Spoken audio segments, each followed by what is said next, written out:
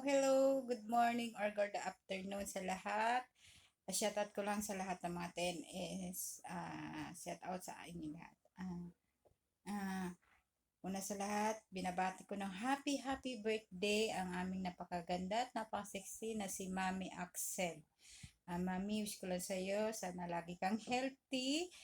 At sana lagi lang masaya, happy lang tayo. At sana